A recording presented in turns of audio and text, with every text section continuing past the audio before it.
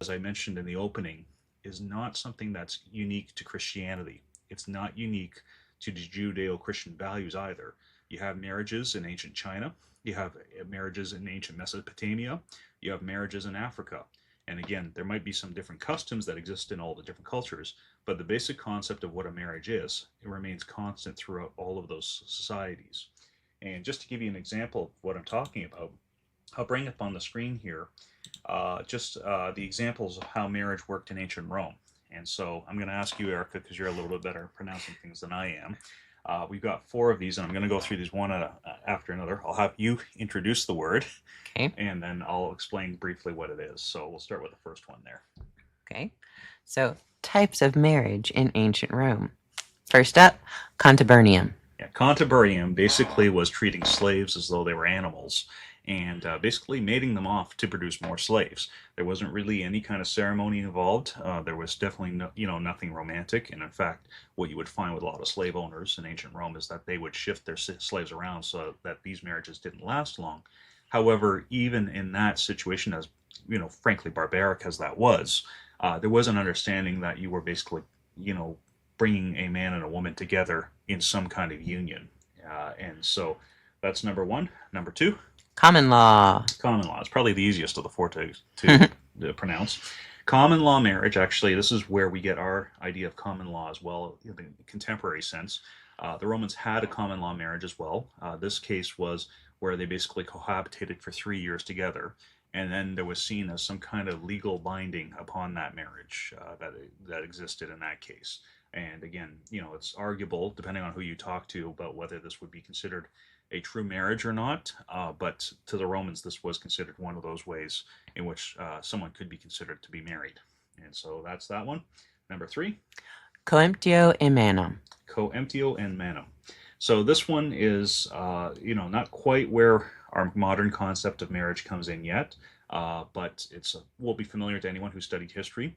This is the case where a man who wanted to marry a woman had to basically pay a bride price to the father and basically buy his wife.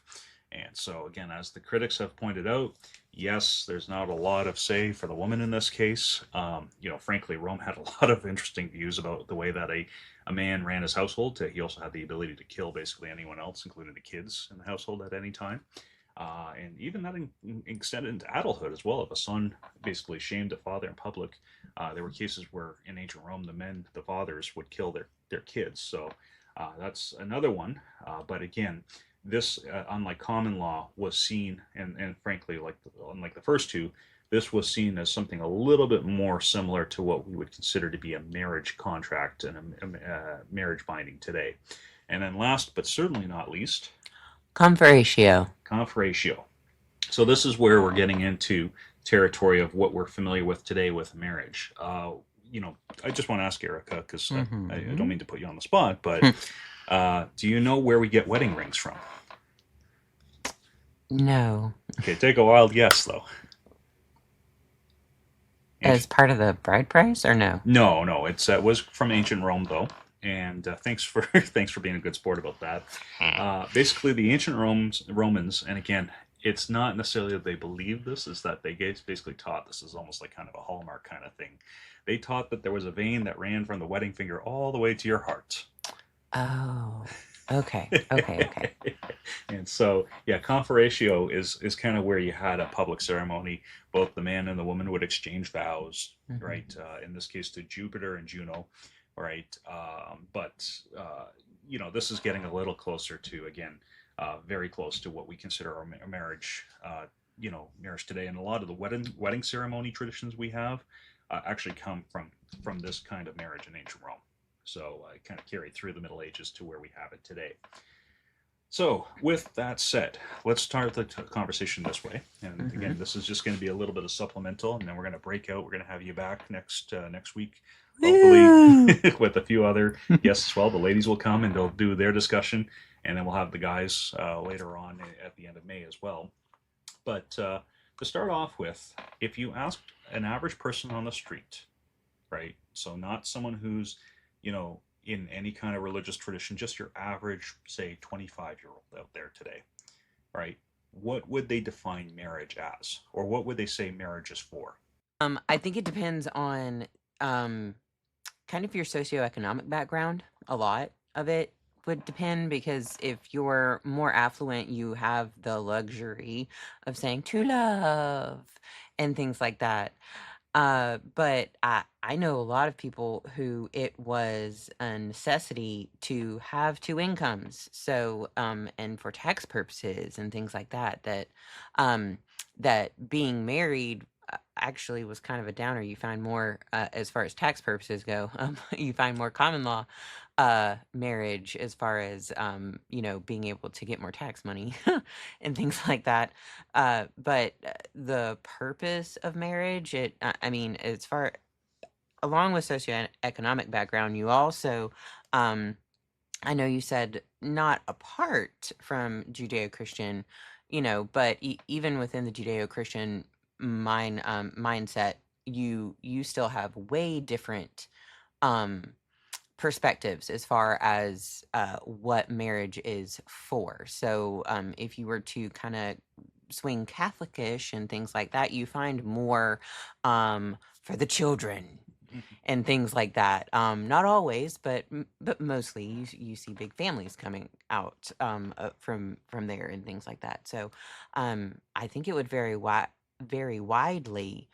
Um, but for 25-year-olds, it's scary. Not a lot of people are actually wanting to do that at 25, get Yeah, married and things like that. It probably but scared the pants off most. yeah, no, for sure. But let me try to ask the question another way because I understand that. Like Okay. you're right. There's a lot of confusion about marriage, and I understand Mhm. how kind of if we asked our grandparents this, there'd be a very different and probably more precise answer of what existed in their day, Oh, yeah. or, versus what we have today.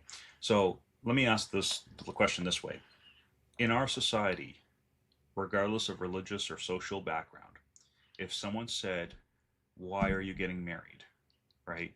What's the lowest common denominator one line answer that people say for why they're going through with a wedding and marriage? Oh, I would say the companionship because I love them or have feelings for them. Yeah, yeah. And the way I've heard it put very commonly, especially as we've had debates over the years about the definition of marriage, is that marriage is really a public profession of two people who love each other. Mm. Right? Yeah. Have you heard that phrase before? I have, but that just made me think of like a public profession. Do you remember in like the early 2000s where there were the mass weddings? Um, Oh yeah. yeah, where it was like a news anchor who got ordained or whatever, and it was like that. Sorry, I just thought public. It was like mass weddings, public professions of faith. Yeah, and that's actually a key point to kind of drill into too, because I think with a lot of people, I don't know, I get the sense this may be more women than men, right? Okay. That they see it when they think of marriage, they're thinking very much more of the wedding day, right? It's the ceremony, it's the pomp, right? It's the, as you said, a very public display of affection, Mm-hmm. right? It's the ring, right? The ring, Yeah. having the ring on the finger, right? Mm-hmm.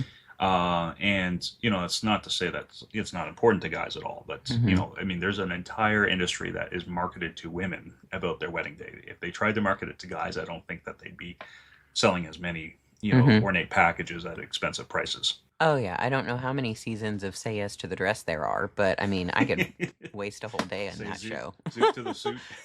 Yeah. Right. Yeah, exactly. So that said, I think that that's one of the things that we have to start as a baseline of is that because marriage has become actually such a controversial topic, it's not seen as in such high regard anymore, as you said, among successive generations over, say, the last 75 years. As a result, we've boiled down marriage to be very much just about having a wedding, right? It's a ceremony. Maybe you're doing a destination wedding or whatever, but it's about saying I'm having a ceremony, right? Because everything else has basically been stripped away from it. Even that common definition